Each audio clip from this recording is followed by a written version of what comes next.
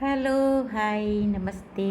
ನಾನು ಕುಂದಾಪುರ ಕೈ ರುಚಿಗೆ ಸ್ವಾಗತ ಕೋರ್ತಾ ನಾನು ನಿಮ್ಮ ಸುಜಾತ.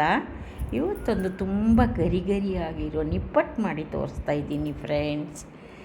ನಾನು ತುಂಬ ದಿನ ಆಯಿತು ವಿಡಿಯೋ ಮಾಡೋಕ್ಕಾಗಿಲ್ಲ. ಇವತ್ತು ನನ್ನ ವಿಡಿಯೋಕ್ಕಾಗಿ ನೀವು ಕಾಯ್ತಾ ಇರಬಹುದು. ಈಗ ನಾನು ಒಂದು ನಿಪ್ಪಟ್ಟು ಮಾಡಲಿಕ್ಕೆ 1 ಕಪ್ಪು ಶೇಂಗಾ ಬೀಜ ತಗೊಂಡು ಸಣ್ಣ ಉರಿಯಲ್ಲಿ ಕೆಂಪಾಗಿ ಸಿಪ್ಪೆ ಎಲ್ಲ ಹೋಗೋ ತನಕ ಅದನ್ನು ಫ್ರೈ ಮಾಡ್ಕೊತೀನಿ. ನೋಡ್ತಾ ಇರಿ ಕೊನೆ ತನಕ, ಎಲ್ಲೂ ಸ್ಕಿಪ್ ಮಾಡಬೇಡಿ. ಹಾಗೆ ನನ್ನ ಚಾನಲ್ಲು ಇನ್ನೂ ಸಬ್ಸ್ಕ್ರೈಬ್ ಮಾಡದಿದ್ದವರಾದರೆ, ಫಸ್ಟ್ ಟೈಮ್ ನೋಡ್ತಾ ಇರೋರಾದರೆ ಒಂದು ಸಬ್ಸ್ಕ್ರೈಬ್ ಮಾಡಿ, ಒಂದು ಲೈಕ್, ಕಾಮೆಂಟ್ಸು, ಶೇರು ಮಾಡಿ. ನಾನು ಹಾಕಿರುವಂಥ ವಿಡಿಯೋ ಎಲ್ಲ ನಿಮಗೆ ಫಸ್ಟೇ ಬಂದು ನಿಮಗೆ ತಲುಪುತ್ತೆ. ನೀವು ನೋಡಿ ಇಷ್ಟ ಆದರೆ ಈ ನಿಪ್ಪಟ್ಟು ನಾವು ಮನೆಯಲ್ಲಿ ಕೊಬ್ಬರಿ ಎಣ್ಣೆಯಿಂದ ಮಾಡಿದರೆ ಆರೋಗ್ಯಕ್ಕೂ ಒಳ್ಳೆಯದಂತ ನಾನು ಮಾಡ್ತಾಯಿದ್ದೀನಿ. ಹೊರಗಡೆಯಿಂದ ಸಿಗುತ್ತೆ, ತುಂಬ ಟೇಸ್ಟಿಯಾಗಿ ಚೆನ್ನಾಗಿ ಗರಿಗರಿಯಾಗಿ ಸಿಗುತ್ತೆ. ಆದರೆ ಯಾವ ಎಣ್ಣೆಯಿಂದ ಮಾಡ್ತಾರೆ ಅಂತ ನಮಗೆ ಗೊತ್ತಾಗಲ್ಲ. ನಮಗೆ ಒಬ್ಬೊಬ್ಬರಿಗೆ ಇದು ಯಾವುದು ಕಡಲೆಕಾಯಿ ಎಣ್ಣೆ ಮತ್ತು ಬೇರೆ ಫಾಮ್ ಆಯಿಲು ಅದು ಇದೆಲ್ಲ ತಿಂದರೆ ಆಗಲ್ಲ. ಹಾಗಾಗಿ ನಾನು ಮನೆಯಲ್ಲೇ ಕೊಬ್ಬರಿ ಎಣ್ಣೆ ಇತ್ತು ಅದರಿಂದ ಮಾಡ್ತಾಯಿದ್ದೀನಿ. ಇದನ್ನು ಚೆನ್ನಾಗಿ ಫ್ರೈ ಮಾಡ್ಕೊಂಡಿದ್ದೀನಿ. ಆಯಿತು, ಕೆಂಪಾಗಿದೆ ನೋಡಿ. ಮತ್ತು ಸಿಂಪಲ್, ಇದಕ್ಕೆ ಏನಿಲ್ಲ. 1-2 ಕಪ್ ಅಕ್ಕಿ ಹಿಟ್ಟಿಗೆ 1 ಕಪ್ಪು ಕಡಲೆಕಾಯಿ ಬೀಜ, ಇನ್ನೊಂದು ಕಪ್ಪು ಹುರಿಗಡಲೆ ಇಷ್ಟು ಹಾಕಿ ಸಿಂಪಲ್ಲು. ನಿಪ್ಪಟ್ಟು ಮಾಡೋದು ಕಷ್ಟ ಅಂದ್ಕೋಬೇಕು, ಆದರೆ ತುಂಬ ಸಿಂಪಲ್. ಆಯಿತು, ಕಡಲೆಕಾಳು ತಣ್ಣಗಾಗಿದೆ. ಅದನ್ನೆಲ್ಲ ಸಿಪ್ಪೆ ತೆಗೆದುಕೊಂಡು ಒಂದು ಮರದಲ್ಲಿ ಎಲ್ಲ ಗೇರ್ಬಿಡ್ತೀನಿ ಫ್ರೆಂಡ್ಸ್. ಸಿಪ್ಪೆ ಎಲ್ಲ ಹೋಗಿಬಿಡುತ್ತೆ. ಆಮೇಲೆ ಅದನ್ನೇನು ತುಂಬ ಜಾಸ್ತಿಯಾಗಿ ನೈಸ್ ಮಾಡೋದು ಬೇಡ. ಅದ್ರ ಜೊತೆ 1 ಕಪ್ ಹುರಿಗಡಲೆ ಹಾಕ್ಕೊಂಡು ತರ್ತರಿಯಾಗಿ ರುಬ್ಕೊಂಡು ಬರ್ತೀನಿ. ಅದು ತಿನ್ನುವಾಗ ಬಾಯಿ ಸಿಗಬೇಕು. ಇವಾಗ ನೋಡಿ, ಇವಾಗ 2 ಕಪ್ ಅಕ್ಕಿ ಹಿಟ್ಟು ಹಾಕ್ಕೊಂಡಿದ್ದೀನಿ ಫ್ರೆಂಡ್ಸ್. ಹಾಗೆ ಅದನ್ನು ಪೌಡರ್ ಥರ ಇದು 1-2 ರೌಂಡ್ ಮಿಕ್ಸಿಯಲ್ಲಿ ಪ್ಲಸ್ ಥರ ಮಾಡಿ ಇಟ್ಕೊಂಡಿದ್ದೀನಿ. ಈಗ ಕೊತ್ತಂಬರಿ ಸೊಪ್ಪು ಒಂದು ಸ್ವಲ್ಪ ಚಿಕ್ಕದಾಗಿ ಹಚ್ಚಿ ಹಾಕಿದ್ದೀನಿ. ಹಸಿಮೆಣಸಿನ್ಕಾಯಿ ಒಂದು 5-6, ಆಮೇಲೆ ಕೊತ್ತಂಬರಿ ಸೊಪ್ಪು, ಕರಿಬೇವು, ಹಸಿಮೆಣಸಿನ್ಕಾಯಿ, ಒಣ ಕೊಬ್ಬರಿ, ಆಮೇಲೆ ರುಚಿಗೆ ತಕ್ಕಷ್ಟು ಉಪ್ಪು, ಹಸಿಮೆಣಸು ಸ್ವಲ್ಪ ಖಾರ ಆಗಿರಲಿ ಅಂತ. ಆಮೇಲೆ ಮನೆಯಲ್ಲೇ ಮಾಡಿರೋಂಥ ಪ್ಲೇನ್ ಖಾರದ ಪುಡಿ ಇದೆಯಲ್ಲ, ಅದನ್ನು 1-2 ಚಮಚ ಹಾಕ್ತೀನಿ. ಇಷ್ಟು ಹಾಕಿಬಿಟ್ಟು ಒಂದೇ ಒಂದು ಚಿಟಿಕೆ ಅರಿಶಿನ ಪುಡಿ ಹಾಕ್ತೀನಿ, ಕಲರ್ ಚೆನ್ನಾಗಿರುತ್ತೆ. ಇವಾಗ ಇದಕ್ಕೆ ಒಂದು ಬಾಣಲಿಗೆ ಏನು ಮಾಡಬೇಕಂದ್ರೆ, ಒಂದು ಚಿಕ್ಕದು 1-2-3 ಸ್ಪೂನು ಕೊಬ್ಬರಿ ಎಣ್ಣೆ ಹಾಕ್ಕೊಂಡಿದ್ದೀನಿ. ಹಾಗೆ ತುಪ್ಪನೂ 1-2 ಚಮಚ ಹಾಕ್ಕೊತೀನಿ. ಅದನ್ನು ಸ್ವಲ್ಪ ಬೆಚ್ಚಗೆಲ್ಲ ಸ್ವಲ್ಪ ಗುಳ್ಳೆ ಬರಬೇಕು, ಚೆನ್ನಾಗಿ ಕುದಿಬೇಕು.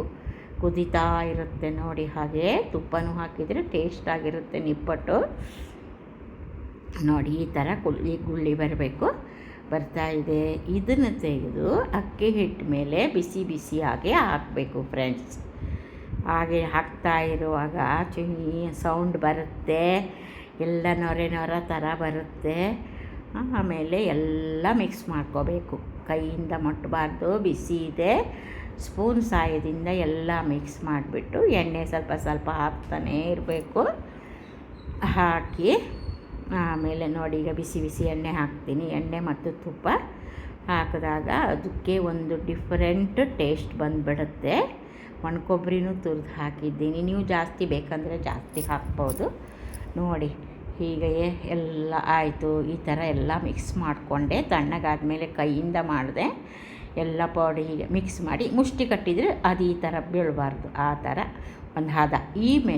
ಈಗ ನಾನು ಪೌಡರ್ ಮಾಡಿ ಇಟ್ಕೊಂಡಿದ್ನಲ್ಲ ಹುರಿಗಡಲೆ ಮತ್ತು ಶೇಂಗಾ ಬೀಜ, ಅದನ್ನು ಇದ್ರ ಜೊತೆ ಮಿಕ್ಸ್ ಮಾಡಿ ಎಲ್ಲ ಒಂದು ಹದಾಗಿ ಮಿಕ್ಸ್ ಮಾಡ್ಕೊತೀನಿ.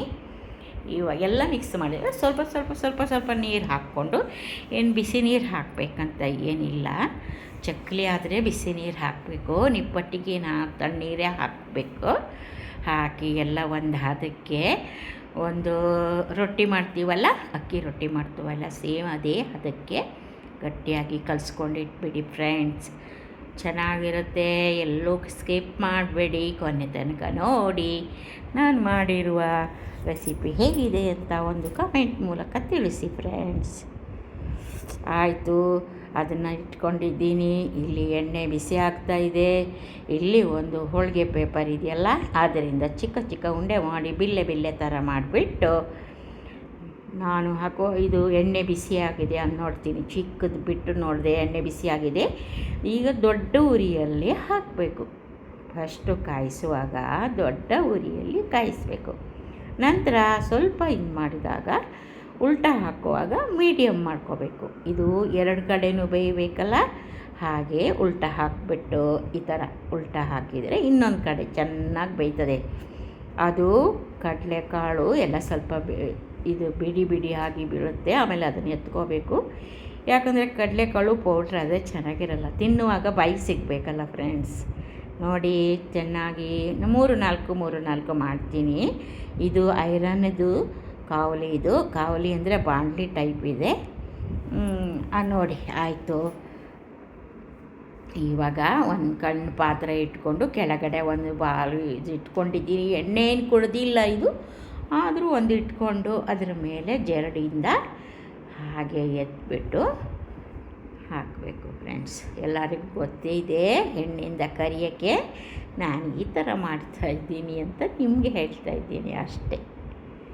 ನೋಡಿ, ಒಳ್ಳೆ ನಿಪ್ಪಟ್ಟು ಅಂಗಡಿಯಿಂದ ತಂದರೆ ನಮಗೆ ಏನು ಟೇಸ್ಟು, ರುಚಿ, ಹೆಲ್ತಿಗೆ ಒಬ್ಬೊಬ್ಬರಿಗೆ ಒಂದೊಂದು ಎಣ್ಣೆ ಸೂಟ್ ಆಗುತ್ತೆ.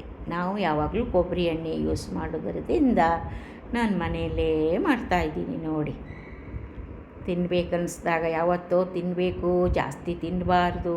ಎಣ್ಣೆ ತಿಂಡಿ ಯಾವುದಕ್ಕೂ ಆರೋಗ್ಯಕ್ಕೆ ಯಾವುದು ಅತಿ ಆದರೂ ಒಳ್ಳೆಯದಲ್ಲ.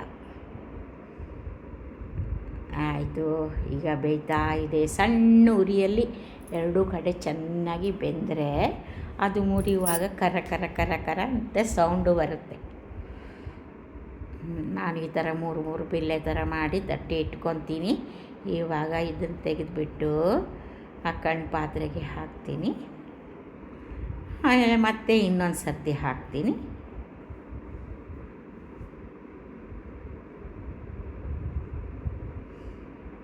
ಯಾವ ತಿಂಡಿನಾದರೂ ನಮ್ಮ ಮನೆಯಲ್ಲೇ ನಾವು ಮಾಡಿಕೊಂಡು ಬೇಕಾದಾಗ ಸ್ವಲ್ಪ ಮಾಡ್ಕೊ ತಿನ್ನಬೇಕು. ಯಾರೋ ಒಂದು ಗೆಸ್ಟ್ ಬಂದರೆ ಇದನ್ನು ಮಾಡಿ ಡಬ್ಬಕ್ಕೆ 15 ದಿನ ಹಿಂಗೆ ಇಟ್ಕೋಬೋದು. ಏನು ಫ್ರಿಜ್ಜಲ್ಲೆಲ್ಲ ಇಡೋದು ಬೇಡ, ಹೊರಗಡೆನೇ ಒಂದು 15 ದಿನ ಇಟ್ಕೋಬೋದು. ಒಂದು ಸ್ವೀಟ್ ಜೊತೆ ಒಂದು ನಿಪ್ಪಟ್ಟು ಕೊಟ್ಟರೆ ಬೊಮ್ಮಟ್ಟು ಭೋಜನ. ನೋಡಿ ಫ್ರೆಂಡ್ಸ್, ಚೆನ್ನಾಗಿರುತ್ತೆ. ಆಯಿತು, ನಂದು ಮುಗ್ದೇ ಹೋಯಿತು. ಮಾಡಿ ನೋಡ್ತಾ ಇರಿ. ಇನ್ನೊಂದು ಒಳ್ಳೆಯ ವಿಡಿಯೋದೊಂದಿಗೆ ಮತ್ತೆ ನಿಮಗೆ ಸಿಗ್ತಾ ಇರ್ತೀನಿ. ಯಾವಾಗ ನನಗೆ ವಿಡಿಯೋ ಮಾಡೋಕ್ಕೆ ಟೈಮ್ ಇದೆ ಆವಾಗೆಲ್ಲ ನಮ್ಮ ಅಡುಗೆ ವಿಡಿಯೋ ಮಾಡಿ ಅಪ್ಲೋಡ್ ಮಾಡ್ತೀನಿ. ಸುಮ್ಮನೆ ಟೈಮ್ ಪಾಸಿಗಂತ ಇನ್ನೊಂದು ಸುಜಾತ ಕನ್ನಡ ವಿಲಾಗ್ ಅಂತ ಇದೆ, ಆ ಚಾನಲ್ ಹಾಗೆ ಇದೆ. ಇದು ಸ್ವಲ್ಪ ಟೈಮ್ ಇದ್ದಾಗ ಟೈಮ್ ಪಾಸಿಗೋಸ್ಕರ ಮಾಡ್ಕೊಂಡಿದ್ದೀನಿ. ಮತ್ತೆ ಸಿಗ್ತೀನಿ ನಿಮ್ಮ ಜೊತೆ. ಬಾಯ್.